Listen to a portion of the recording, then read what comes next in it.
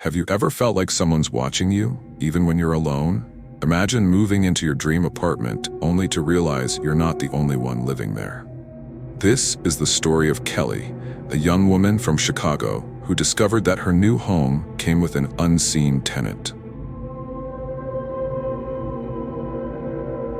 Kelly had just landed her first big job and was thrilled to move into a cozy vintage apartment in the heart of Chicago. The place had character: creaky wooden floors, tall windows, and a clawfoot tub. Sure, it was old, but it felt like home the moment she walked in. On her first night, as she unpacked boxes, she noticed an odd detail. The closet door in her bedroom wouldn't stay shut. It creaked open slowly, no matter how many times she pushed it closed.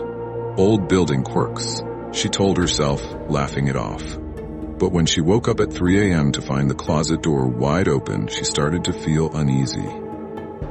Over the next few weeks, little things began to happen. Lights flickered without reason. Objects seemed to move on their own, and Kelly often felt cold drafts despite closed windows. Once, she found her keys in the fridge, something she was sure she hadn't done. The breaking point came when she heard faint whispers at night. Lying in bed, she could swear someone was murmuring her name. One night, determined to prove she wasn't losing her mind, she set up her phone to record as she slept. What she saw the next morning sent chills down her spine. In the footage, Kelly saw herself tossing and turning in bed. At around 2:45 a.m., the closet door creaked open slowly. But what horrified her most was the shadow that emerged, a tall, thin figure that stood by her bed, watching her. Then, as if it sensed the camera, it turned its head toward the lens. Its face was pale and featureless like a blank canvas. Kelly slammed her laptop shut and ran out of the apartment, heart pounding. She spent the night at a friend's place, convinced she couldn't go back.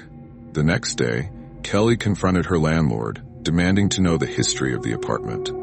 The landlord's face turned pale when she mentioned the shadow. You weren't supposed to stay in that unit," he stammered.